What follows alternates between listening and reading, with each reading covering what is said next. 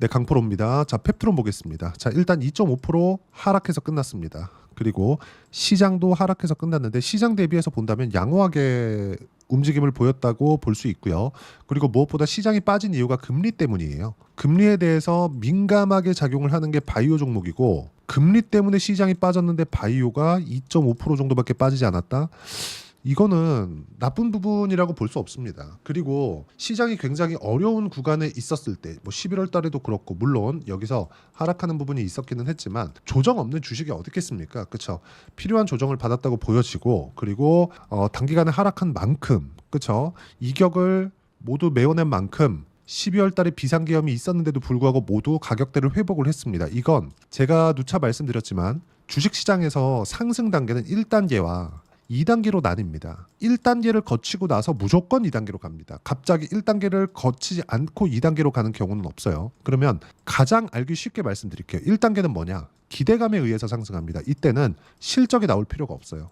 왜? 앞으로 실적이 좋아지는 부분, 즉 성장할 것이기 때문에 주가가 올라가는 거예요. 대표적인 예로 펩트론이 하고요. 알테오젠 같은 경우가 있죠. 그리고 23년거 같은 경우에는 적자를 보고 있었던 하이닉스가 계속해서 시가총액 50조, 60조, 70조 이상씩 불어난 이유가 HBM으로 인해서 AI 시대가 왔고 HBM으로 인해서 앞으로 실적이 좋아질 것이라는 기대감이 있었기 때문이고 실제 현실화되었을 때는 오히려 주가가 빠지죠. 그렇죠? 그때는 기대한 것보다 실적이 무조건 잘 나와야 돼요. 기대한 만큼만 나오더라도 빠집니다. 왜? 그만큼 주가가 올라간 거니까. 그래야 2단계 상승이 나오는 거예요. 지금 시장에서 2단계에 들어가서 2단계 상승이 진행 중인 종목은 변압기 종목군들, 그리고 화장품 종목군들 여기까지입니다. 그리고 여기를 준비하고 있는 건 조선주예요. 조선주. 근데 조선주는 10년 동안 너무 안 좋은 움직임을 보였기 때문에 1단계에 대한 부분에서도 거의 2단계와 흡사한 움직임을 보이고 있죠. 흑자 전환을 달성을 해야 되는 거니까. 이거는 장치 산업이라고도 볼 수 있고 노동 집약적인 산업이라고도 볼 수 있기 때문에 너무 당연한 이야기다. 자, 그러면 바이오는 어떤 단계에 있는 거냐? 1단계에 있습니다. 아직 2단계를 가지도 않았어요. 펩트론보다 알테오젠이 2단계로 들어가는 단계가 더 빠를 겁니다. 그러면 알테오젠 기준에서 봤을 때 2단계로 들어가는 2단계 상승 구간으로 들어가는 그때가 언제 나오느냐? 25년도부터 나옵니다. 그것도 하반기부터. 왜? 때 들어가서야 키투르다 SC의 실적이 인식되기 시작하고 이 실적이 반영됨에 따라서 기대치 이상의 실적이 나오는지를 확인해야 되기 때문에 그렇습니다. 이때가 되면 알테오젠의 주가가 지금보다 훨씬 더 높아질 거예요. 그럼 펩트론은 뭐냐? 이제부터 그렇죠? 기술 협약의 단계를 밟아가기 시작했다. 어디하고? 일라이릴리하고. 그러면 일라이릴리에서 바라는 게 있겠죠. 그게 뭐겠습니까? 펩트론이 가지고 있는 스마트 대포 기술이고요. 일라이릴리가 스마트 대포 기술을 이용해서 원하는 거는 약효의 지속성, 그리고 환자의 편의성, 그리고 펩타이드 약물의 최적화입니다. 딱 이 세 가지예요. 그러기 위해서 사전 테스트를 진행하는 거다. 이 기간 동안에 실적 전환은 없습니다. 그래서 1단계 상승에 대한 부분이 훨씬 더 길어질 수 있는 거예요. 자, 단계별로 제가 먼저 이야기를 드리는 거니까 잘 보세요. 알테오젠 기준에서 이야기를 드려볼게요. 자, 월봉으로 이렇게 보면 장기간의 움직임을 볼 수 있어요. 보세요. 알테오젠의 주가입니다. 이게 제가 왜 펩트론을 이야기를 드리면서 뭐 펩트론에서 뭐라고 있습니다. 일라이릴리와 어떤 이야기가 오갔어요. 이런 얘기는 우리가 먼저 알 수도 없거니와 안다고 하더라도 그게 실제화되는 건지 확인할 길이 없습니다. 나오기 전까지는. 이런 부분을 섣부르게 우리가 예상했다가는 잘못됐을 때 어떻게 하나요? 그렇죠? 문제가 커질 수 있죠. 그래서 우리는 움직이는 가격에 따라서만 매매를 하면 됩니다. 가격에 따라서 볼 때는 시장에 대한 움직임도 파악을 해야 돼요. 왜? 시장이 빠지면 아예 그냥 폭락이 나와버리면 모든 종목군들이 다 박살이 나기 때문에 그래요. 11월 달에 그랬죠. 그렇죠? 물론 이때 뭐 유상증자 관련된 이슈나 물량 부담에 대한 부분이 있었던 것도 사실인데 이 내용에 맞춰서 우리가 그렇죠? 이격에 대한 부분을 보고 가격에 대한 부분을 분석해서 본다면 고가에 내가 물릴 일은 없다. 물론 시장이 폭락하는 과정에서 내가 뭐 단기간에 뭐 조금씩 물릴 수 있어요. 그리고 한국 시장 너무 안 좋잖아요. 이런 부분에서 보유 기간이 조금씩 길어질 수 있지만 이거는 전체적으로 봤을 땐 일시적이다. 가장 중요한 건 주도주를 하는 건데 주도주를 하기 위해서도 무조건 가격에 대한 부분에 판단을 하고 여기에 대한 이해가 반드시 필요하다. 그래서 제가 주도주였던 종목군들이 시장 기준에서 어떻게 움직이고 시장은 어떤 이 민감한 부분이 있는지, 그게 미증시와 어떤 관계가 있는지, 어쨌든 미증시가 이끌고 가는 거니까 그래서 말씀을 드리는 겁니다. 반드시 이해하고 판단을 하셔야 돼요. 자, 그러면 내용 계속하겠습니다. 알테오젠 같은 경우에 어떻습니까? 2020년에 상당히 크게 올랐죠. 실제 이때부터 머크와의 무언가 계약건이 오간다는 찌라시가 돌기 시작했습니다. 그리고 나서 쭉 빠지죠. 쭉 빠집니다. 왜 그랬을까요? 인플레이션 관련된 이슈가 있었고 바이오가 코로나 당시 때 너무 많이 올라왔기 때문인데 실체화된 내용이 없었기 때문이에요. 근데 실체화된 내용이 없었음에도 불구하고 어떻습니까? 코로나 때 2만 원부터 10만 원 넘는 구간까지, 저가부터 따진다면 만 원대부터 10만 원 넘는 구간까지 10배 이상 상승을 했죠. 그리고 나서 실제화된 내용이 나오기 전에, 실제화된 내용은 이때 나왔거든요. 근데 언제 나왔죠? 23년도 9월 10월 달에 신고가를 만들면서 시세 준비하기를 시작했다. 그러면 우리는 내가 이때 돼서 엄청나게 좋을 거예요 해서 1년, 2년, 3년을 보유하고 지금부터 가면 내가 이 구간에서 매매할 수 있어요? 어렵단 말이에요. 지쳐요. 보유기간이 길어지면.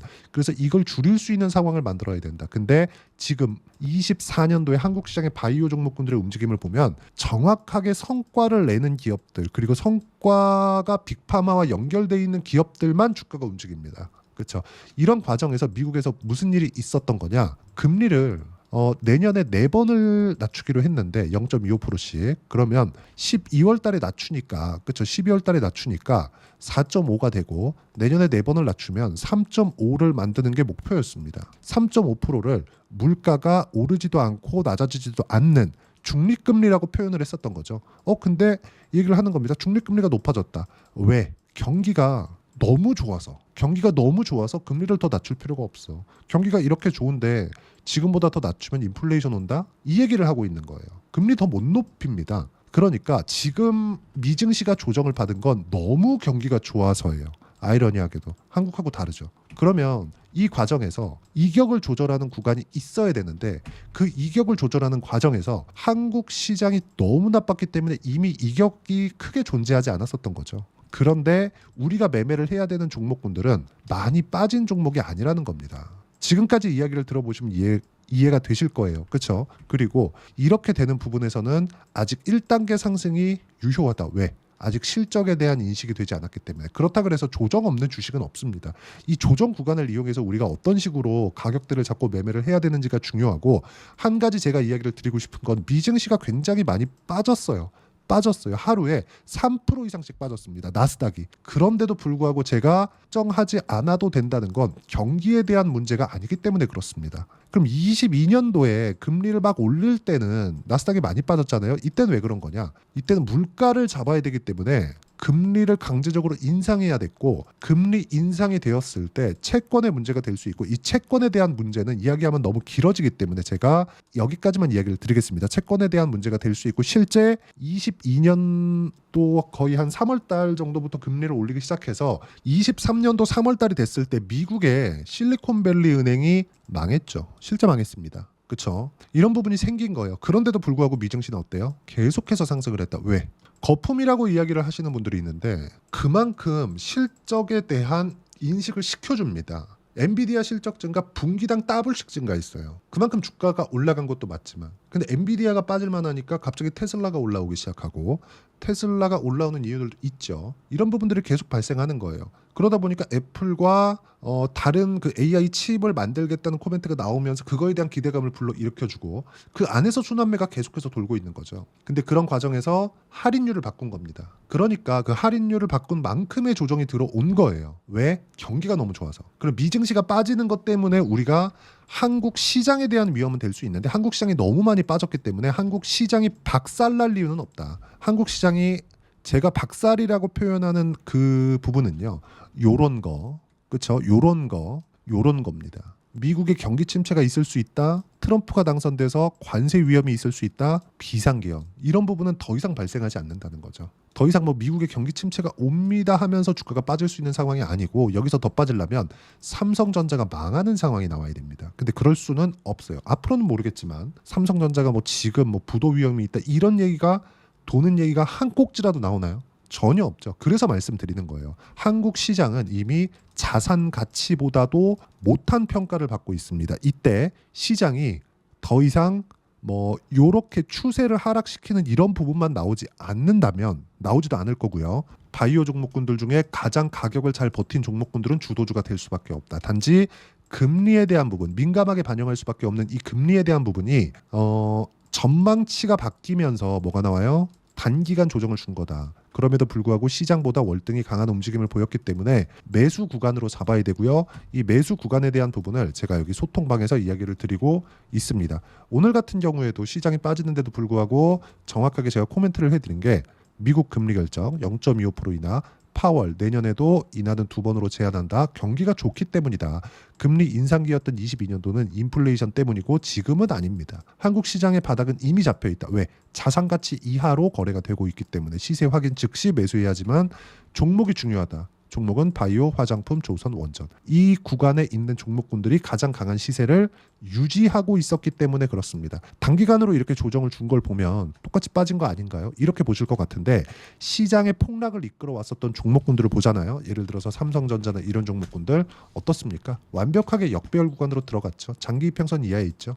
이런 종목군들은 돌려 세우는데 연 단위로 걸립니다. 근데 여기서 삼성전자가 5만 원을 이탈하고 4만 원, 3만 원씩 내려가는 이런 상황 나오지 않는다는 거죠. 시장은 떨어지는데 한계가 있다. 그렇기 때문에 우리는 시장에 대한 위험이 없기 때문에 바이오를 적극적으로 공략해야 된다고 제가 누차 말씀드리고 있고 이런 부분들을 소통방에서 하나하나 빠짐없이 이야기를 드리고 있습니다. 그리고 펩트론을 언제 사야 되는지 실시간 타점을 소통방에서 함께 공유를 해드리고 모두 무료로 진행하고 있으니까 구독과 좋아요 눌러주시면 무료 입장 가능하고요. 제가 입장 링크를 보내드릴 수 있게 010-8713-1916으로 구독이라고 문자 보내주시면 소통방 입장 링크 순차적으로 공유를 해드리도록 하겠습니다. 가장 중요한 건 소통방에 와서 배우시는 겁니다. 돈 안 받아요. 무료입니다. 구독과 좋아요만 눌러주시면 되고 자 그럼 이렇게 매매를 하기 위해서 어떻게 우리가 시장을 바라봐야 되고 가격대를 판단해야 되는지 그 부분에 대해서 이야기를 드렸는데 실제 성과를 기준해서 이야기를 드리면 제가 딱 한 종목만 보여드릴게요. 매매한 종목 알테오젠입니다. 이 종목은 실제 제가 거래한 화면입니다. 실제 거래가 어떻게 일어났는지 매매일지 화면이고요. 어떻습니까? 상승하는 구간, 상승하는 구간. 보유기간을 최소화시키고 있죠. 그랬을 때 30%대 수익 구간 꾸준하게 만들어가고 있으니까 구독과 좋아요 눌러주시고 소통방에 들어오셔서 실제 타점 받아서 매매하시면 되고요. 모두 무료로 진행하고 있으니까 010-8713-1916으로 구독이라고 문자 보내주시면 소통방 입장 링크 제가 순차적으로 공유를 해드리도록 하겠습니다. 자 그리고 지금 현재 바이오 말고는 사실상 거래할 종목이 거의 없습니다. 그리고 제가 여기 올려놓은 바이오, 화장품, 조선, 원전 이 안에 있는 종목군들 중에서도 종목 선별이 필요하지만 이 종목군들 말고는 지금 반도체 많이 빠졌습니다. 마이크론 실적 나오더니 20% 빠졌습니다. 그냥 하루 만에. 미국 증시에서도. 그렇죠? 지금 이런 상황이다. 반도체가 돌려 세우기 위해는 너무 어려운 상황들이 기다리고 있고요. 종목 구분이 필요합니다. 근데 한국 시장에서는 종목이 정해져 있어요. 섹터가 정해져 있는 거죠. 그 섹터에 맞춰서 매매를 했을 때 펩트론에 대한 움직임은 좋다. 이런 부분들을 실제 타점으로도 실시간 타점으로도 제가 소통방에서 공유를 해드리지만 이런 부분들을 이론적으로 우리가 어떻게 판단을 해야 되는지 그 부분은요. 여기 펩트론의 단기 보유 전략. 단기는 2주입니다. 2주 동안 내가 어떻게 수익 전환시킬 수 있을 것인지 그러려면 주도주를 판단할 수 있어야 되고 즉 타점에 대한 이해죠. 그러기 위해서는 가격에 대한 이해 너무 중요하죠. 이 부분도 제가 함께 공유를 해드리도록 할 테니까 구독과 좋아요 눌러주시면 무료로 제가 공유를 해드리겠고요. 여기 010-8713-1916으로 펩트론이라고 문자 보내주시면 단기 가격 전략 함께 공유해드리도록 하겠습니다. 한국 시장은 진짜 나쁜 부분은 다 적용을 시키는데 그나마 여기 제가 올려드렸었던 바이오, 화장품, 조선, 원전 이 안에서는 그나마 한국 시장에서는 괜찮은 움직임을 보이고 있습니다. 그리고 이거 말고는 사실상 할 종목이 없다. 자, 그래서 1월 달이 되면 한국 시장도 안정을 찾을 겁니다. 미국도 금리에 대한 수정 전망치가 나오면서 거기에 대한 가격 반영이 다 끝났기 때문에 여기에 맞춰서 우리가 어떤 종목을 매매를 해야 되는지 딱 한 종목만 제가 준비를 해놨으니까 영상 끝까지 시청하시고요. 모든 분들이 성공 투자하셨으면 참 좋겠습니다. 자, 여전히 시장은 녹록지 못합니다. 이런 상황이 벌어지는 건 어쩔 수 없습니다. 이런 상황에서도 수익이 나는 종목들의 구조는 변하지 않습니다. 즉 대시세 종목에 대한 구조는 변하지 않는다는 거고, 실제 제가 소통방에서 지속적으로 이야기를 드리고 있는 내용도 대시세 종목이나 시장 주도주를 공략하는 건 철저하게 가격 분석을 하라고 이야기를 드리고, 가격 분석 이후에는 이슈에 대한 파악, 그리고 이슈를 파악하고 나서는 다시 내가 얼마에 매수할지 그 타점에 대한 부분을 지속적으로 언급을 하고 있습니다. 자, 근데 생각해 보세요. 시장이 굉장히 어려웠습니다. 어려운 상황에서의 어떤 종목들이 강했냐 보면 반도체와 그리고 바이오입니다. 자, 실제 여기 보면요. HLB에 제가 실제 매매한 내용을 띄워놓고 보여드리고 있는데, 1월 22일부터 매매를 시작해서 4일 동안 31%의 수익 마감이 됐고요. 그리고 여전히 신고가 종목입니다. 자, 그리고 그 다음 어보브 반도체, 이름을 보시다시피 반도체 종목이죠. 그리고 AI 반도체는 지속적으로 강세를 보이고 있습니다. 이 종목도 신고가를 먼저 달성한 이후에 제가 21%의 단기간에 21%의 큰 수익을 내고 마감이 됐습니다. 다시 재공략을 준비하고 있고, 이런 부분은 소통방에서 다 공유를 해드립니다. 자, 그리고 코세스. 자, 코세스 같은 종목도 당연히 그쵸, 신고가 종목이고요. 그리고 반도체 종목입니다. 이 종목도 영업일 기준에서 이틀 동안 대략 한 15%의 수익 마감이 됐습니다.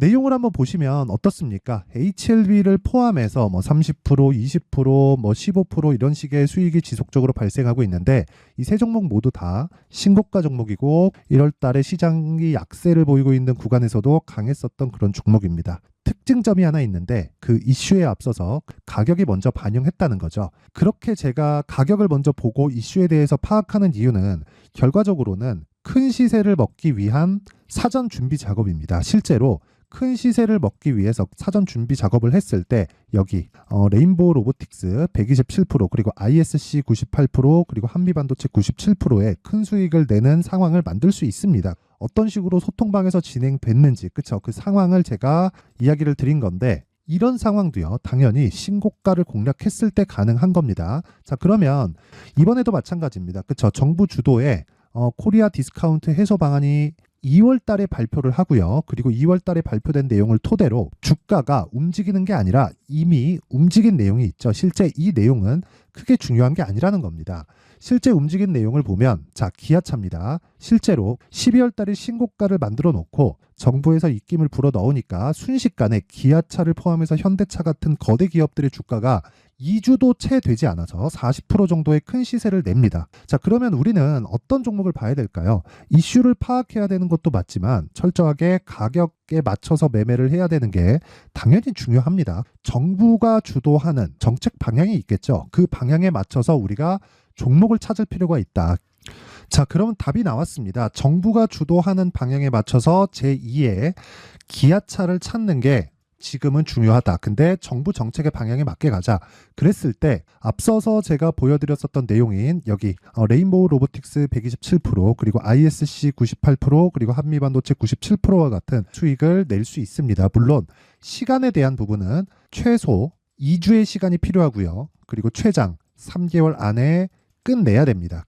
자, 기아차의 시세를 보셨던 것과 같이 2월 달에 정부 정책의 방향이 결정되고요. 바로 3월 달이면 시행입니다. 자, 그러면 우리는 거기에 맞춰서 당연히 종목을 찾아야 되고, 제가 제2의 기아차를 찾아놨습니다. 제가 아까 전에 소통방에서 이야기를 드렸었던 내용 다 공개를 해드렸는데, 그 내용처럼 종목만 받고 싶다 하시는 분들은요, 상단에 있는 제 전화번호로 대시세, 자, 대시세라고 문자를 보내주시면 정부 정책의 방향에 맞는 종목을 모든 분들에게 무료로 공개를 해드리도록 하겠습니다. 자, 제가 원하는 건 채널 성장이 목적입니다. 자, 그래서 구독과 좋아요 꼭 좀 부탁드리고요. 모든 분들이 정부 정책에 맞는 방향으로 매매를 이어가서 큰 수익 보셨으면 좋겠습니다.